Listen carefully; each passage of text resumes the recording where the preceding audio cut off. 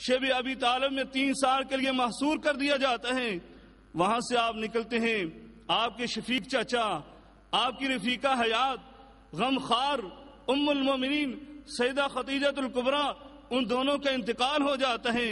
نبی کریم صلی اللہ علیہ وسلم نے پھر طائف کا رخ کیا، دعوت توحید کے میدان کے لیے اس جگہ کو منتخب کر لیا۔ وہاں پر گئے، ان لوگوں نے مشرکین مکہ سے بھی زیادہ شدت اختیار کر لی۔ یہ ظالم تو صرف گالیوں تک محدود تھے، یہ تو تانے دیتے تھے، یہ تو دیوانہ اور مجنون کہتے تھے، یہ تو آپ کے رستے میں کانٹے بچھاتے تھے اور آپ کے اوپر کوڑا کرکٹ پھینکتے تھے، لیکن انہوں نے تو آپ کے اوپر سنگ باری کر دی، آپ کو زخمی کر دیا، لہولہان کر دیا۔ آپ اسی حالت میں واپس مکے تشریف لاتے ہیں اور پھر اللہ رب العالمین نے اس عظیم معجزے سے آپ کو سرفراز فرمایا، آپ کو تسلی دی، آپ کو تسلی کے ساتھ ساتھ آپ کے مقام کو بلند کیا اور لوگوں کو آپ کی طرف متوجہ کرنے کے لیے یہ عظیم معجزہ عطا فرمایا۔ نبی کریم صلی اللہ علیہ وسلم اپنی زبان نبوت سے اس معجزے کو بیان کرتے ہیں اور ساتھ ساتھ اپنے امتیوں کا عقیدہ بھی درست کرتے جاتے ہیں۔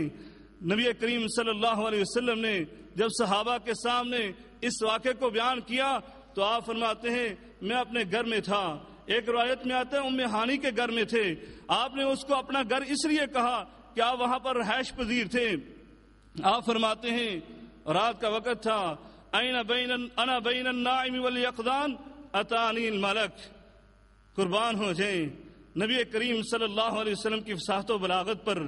آپ نے یہ عظیم معجزہ بیان کرنے کے لیے جن کلمات کا انتخاب فرمایا، بڑے عظیم کلمات فرمایا، انا بین النائم والیقظان، فصاحت و بلاغت سے بھرے ہوئے کہا میں سونے اور جاگنے کی حالت میں تھا، یعنی اونگ آ رہی تھی۔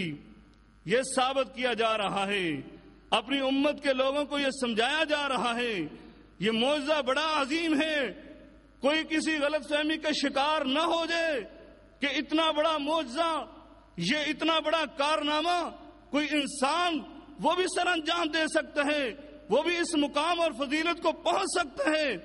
اس لیے آپ نے ان کلمات کا انتخاب فرمایا، انا بین النائم والیقظان، مجھے اونگ آ رہی تھی، میں اونگ کی حالت میں تھا، اور بتایا یہ جا رہا ہے کہ جس کو اونگ آتی ہے، جس کو نیند آتی ہے، وہ اللہ کا نبی اور رسول تو ہو سکتا ہے، لوگوں کا معبود نہیں ہو سکتا۔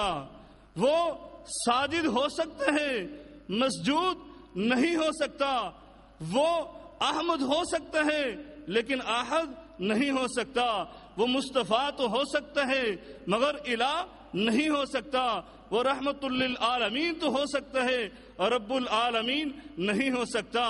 وہ حاجت مند تو ہو سکتا ہے، حاجت روا نہیں ہو سکتا، کیونکہ جو الہ ہوتا ہے، جو معبود ہوتا ہے، جو مشکل کشا اور حاجت روا ہوتا ہے، اس کے متعلق اللہ کے قرآن نے صاف یہ اعلان فرما دیا کہ اللہ لا الہ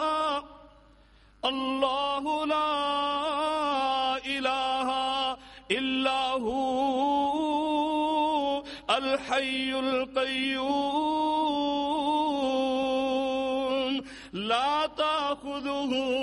لا تأخذه سنة ولا نوم،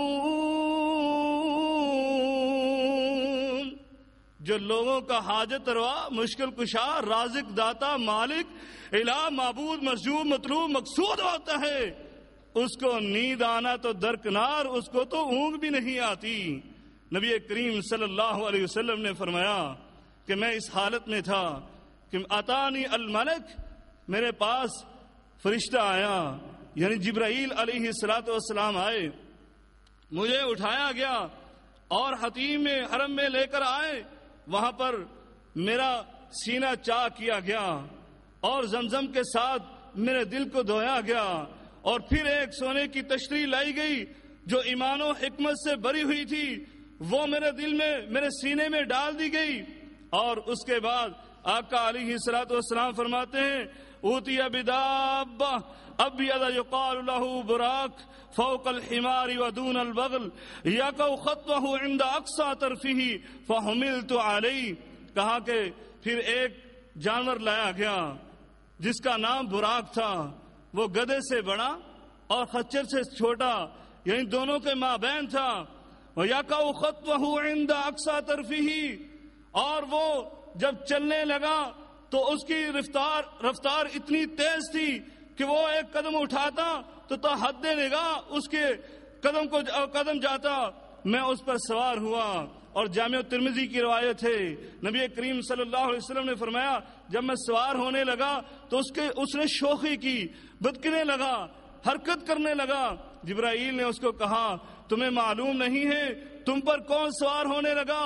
اس کائنات میں اس سے بہتر سوار تم پر کوئی سواری کر ہی نہیں سکتا. نبی کریم صلی اللہ علیہ وسلم کا نام سنا.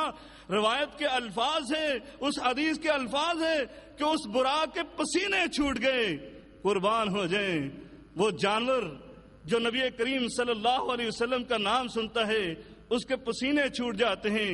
یہ انسان ہے، یہ انسان ہے جو میرے نبی کا کردار بھی پڑھتا ہے، میرے نبی کی سیرت کا مطالعہ بھی کرتا ہے، آپ کے اخلاق کو بھی جانتا ہے، آپ کے افکار کو بھی جانتا ہے، لیکن اس کے باوجود لوگوں کے سامنے ان کی توہین کرنے کے لیے خاکے بھی بناتا ہے.